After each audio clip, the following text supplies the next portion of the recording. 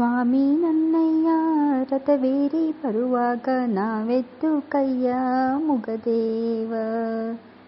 ರಥಸಪ್ತಮಿಯ ರಂಗವಲ್ಲಿ ಹೀಗಿತ್ತು. Happy birthday to ಸೂರ್ಯದೇವ. ಪತ್ರೊಡೆಯ ಸಂಭ್ರಮವನ್ನು ನೋಡಿ. ಪತ್ರೊಡೆಗೆ ಕೆಸುವಿನ ಎಲೆ ಬಹುಮುಖ್ಯ. ಕೆಸುವಿನ ಎಲೆಯ ಮೇಲೆ ನೆನೆಸಿದ ಉದ್ದಿನಬೇಳೆ ಹಾಗೂ ಕಡಲೆಬೇಳೆಯನ್ನು 1/4 ಪ್ರಮಾಣದಲ್ಲಿ ತೆಗೆದುಕೊಂಡು ಅದನ್ನು ರುಬ್ಬಿಕೊಂಡು ನಂತರ ಒಣಮೆಣಸು ಅದಕ್ಕೆ ಸೇರಿಸಬೇಕು. ಇಂಗಿನ ಒಗ್ಗರಣೆಯನ್ನು ಕೊಟ್ಟು ಅಗಲವಾದ ಕೆಸುವಿನ ಎಲೆಯ ಮೇಲೆ ಅದನ್ನು ಸುತ್ತಿ ಹಬೆಯಲ್ಲಿ ಬೇಯಿಸಿ ನಂತರ ಎಣ್ಣೆಯಲ್ಲಿ ಡೀಪ್ ಫ್ರೈ ಹಂಚಿನ ಮೇಲೂ ಮಾಡಬಹುದು ಅಥವಾ ಎಣ್ಣೆಯಲ್ಲಿ ಕರಿಯಲೂಬಹುದು. ಅಕ್ಕಿಯನ್ನು ಹಾಕಲು ಮರೆಯಬೇಡ. ಮತ್ತು ಲಾರಳ ಕುಟುಂಬ ರೈಲಿನಲ್ಲಿ ಪ್ರಯಾಣವನ್ನು ಬೆಳೆಸಬೇಕಾಗಿತ್ತು. ಆ ಕಾಲ ಬಂದಾಗ ಲಾರಳಿಗೆ ಅದು ನಿಜವೆಂದು ನಂಬುವುದೇ ಕಷ್ಟವಾಯಿತು. ವಾರಗಳು ತಿಂಗಳುಗಳು ಕೊನೆಯೇ ಆಗದಂತೆ ಕಾಣುತ್ತಿದ್ದವು. ಈಗ ಎಲ್ಲ ಕಳೆದು ಹೋಗಿಬಿಟ್ಟಿದ್ದವು.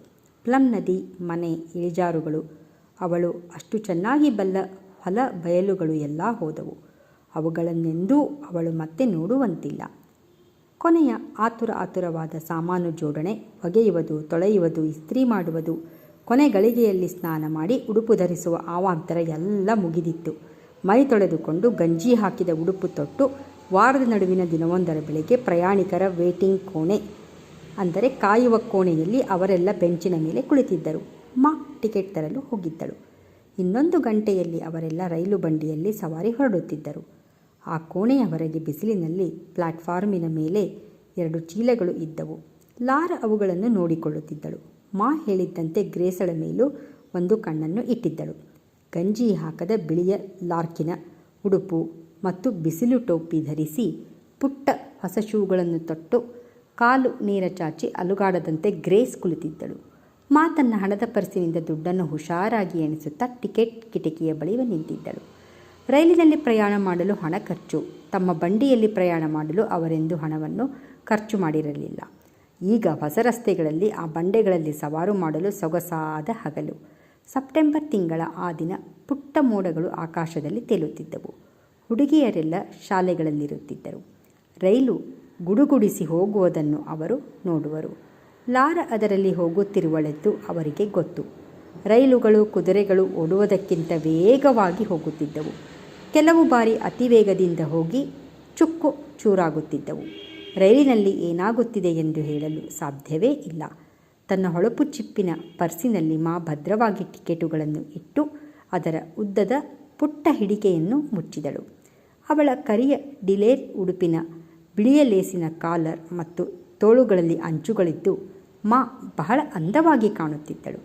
ಕರಿಯ ಹುಲ್ಲಿನ ಹ್ಯಾಟಿನ ಒಂದು ಕಡೆಯಲ್ಲಿ ಸಣ್ಣ ಅಂಚು ಮೇಲೆ ಮಡಿಚಿದ್ದು ಬಿಳಿಯ ಲಿಲ್ಲಿ ಹೂಗಳ ಗೊಂಚಲು ಹ್ಯಾಟಿನ ಮಧ್ಯಕ್ಕೆ ಸಿಕ್ಕಿತ್ತು. ಕುಳಿತು ಗ್ರೇಸನ್ನು ತನ್ನ ತೊಡೆಯ ಮೇಲೆ ಕೂರಿಸಿಕೊಂಡಳು. ಈಗ ಕಾಯುವುದಷ್ಟೇ ಕೆಲಸ. ರೈಲು ತಪ್ಪಿ ಹೋಗದಿರಲೆಂದು 1 ಗಂಟೆ ಮೊದಲೇ ಬಂದಿದ್ದರು. ಲಾರ ತನ್ನ ಉಡುಪನ್ನು ಸರಿಪಡಿಸಿಕೊಂಡಳು.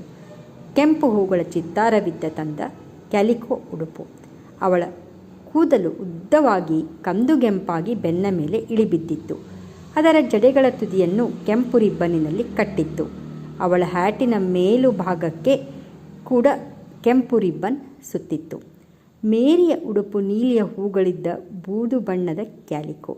ಅಗಲ ಅಂಚಿನ ಅವಳ ಹುಲ್ಲಿನ ಹ್ಯಾಟಿನ ಮೇಲೊಂದು ನೀಲಿಯ ರಿಬ್ಬನ್ ಇತ್ತು. ಹ್ಯಾಟಿನೊಳಗೆ ಅವಳ ಸ್ವಲ್ಪ ತೆಳು ಕೂದಲು ಮುಖದ ಮೇಲೆ ಬೀಳದಂತೆ ತಲೆಯ ಸುತ್ತ ನೀಲಿ ರಿಬ್ಬನ್ನನ್ನು ಕಟ್ಟಿದ್ದರು. ಅವಳ ಸುಂದರವಾದ ನೀಲಿ ಕಣ್ಣುಗಳು ಏನನ್ನೂ ನೋಡುತ್ತಿರಲಿಲ್ಲ. ಆದರೆ ಹಾಗೆ ಮುಲುಗುಟ್ಟಬೇಡ ಕ್ಯಾರಿ, ನಿನ್ನ ಉಡುಪು ಮುದುರಿಕೊಳ್ಳುತ್ತದೆ ಎಂದಳು. ಮೇರಿಯ ಆ ಕಡೆ ಕುಳಿತಿದ್ದ ಕ್ಯಾರಿಯನ್ನು ನೋಡಲು ಲಾರ ಬಗ್ಗಿದಳು. ಕ್ಯಾರಿಯ ಕಂದು ಜಡೆ ಮತ್ತು ಹ್ಯಾಟಿನ ಸುತ್ತ ಕೆಂಪು ರಿಬ್ಬನ್ ಇತ್ತು. ಕೆಂಪು ಕ್ಯಾಲಿಕೋ ಧರಿಸಿದ ಕ್ಯಾರಿ ತೆಳ್ಳಗೆ ಪುಟ್ಟಗಿದ್ದಳು.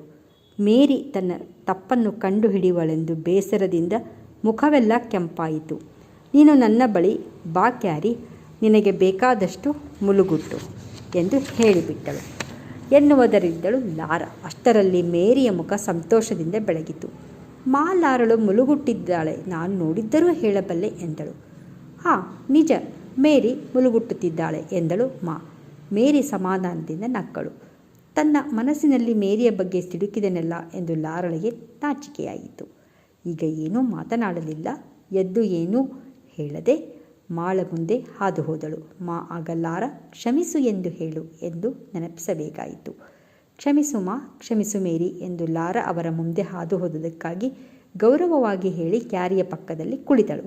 ಲಾರ ಮೇರಿಯರ ಮಧ್ಯೆ ಕೂತುದು ಕ್ಯಾರಿಗೆ ಸಮಾಧಾನವಾಯಿತು. ಕ್ಯಾರಿಗೂ ನಿಜಕ್ಕೂ ರೈಲಿನಲ್ಲಿ ಹೋಗಲು ಹೆದರಿಕೆ, ಆದರೆ ಬಾಯಿ ಬಿಟ್ಟು ಹೇಳುತ್ತಿರಲಿಲ್ಲ ಎಂದು ಲಾರಳಿಗೆ ಅದು ಗೊತ್ತಿತ್ತು. ಕ್ಯಾರಿ ಹೆದರುತ್ತಾ ಪಾ ಖಂಡಿತವಾಗಿ ಬರುತ್ತಾನೆ ಅಲ್ಲವೇ ಎಂದು ಕೇಳಿದಳು. ನಮ್ಮನ್ನು ನೋಡಲು ಬರುತ್ತಾನೆ, ಕ್ಯಾಂಪಿನಿಂದ ಬರಬೇಕು. ಅವನು ಅದಕ್ಕೆ ಇಡೀ ದಿನವೇ ಬೇಕಾಗುತ್ತದೆ. ನಾವು ಟ್ರೇಸಿಯಲ್ಲಿ ಕಾಯೋಣ, ಅವನು ಬರುವ ತನಕ ಎಂದಳು ಅವನು ಕತ್ತಲವಳ ಆಗುವುದರೊಳಗಾಗಿ ಬರುವನೇ? ಕ್ಯಾರಿ ಕೇಳಿದಳು. ಹಾಗೆಂದು ನನಗೆ ಭರವಸೆ ಎಂದಳು. ರೈಲಿನಲ್ಲಿ ಪ್ರಯಾಣ ಮಾಡುವಾಗ ಏನಾಗುತ್ತದೆ ಎಂದು ಹೇಳಲು ಸಾಧ್ಯವಿಲ್ಲ. ಕುದುರೆಯ ಬಂಡಿಯ ಪ್ರಯಾಣಕ್ಕೆ ಎಲ್ಲರೂ ಕೂಡಿ ಹೊರಡುವ ಹಾಗಲ್ಲ ಅದು.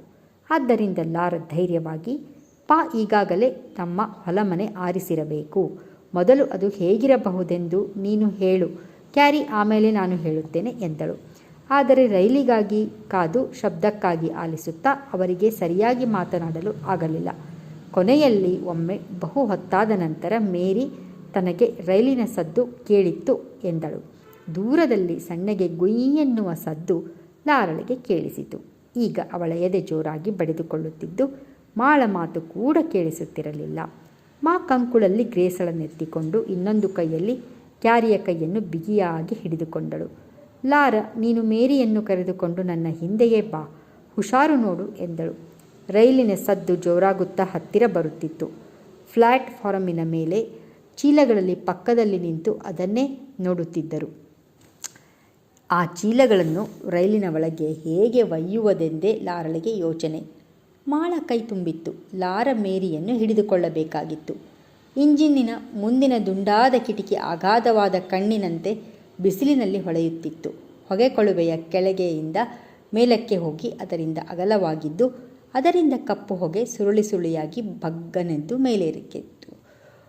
ಹೊಗೆಯ ನಡುವೆ ಬಿಳಿಯ ಗೆರೆಯೊಂದು ಭೇದಿಸಿಕೊಂಡು ಮೇಲೇರಿತು.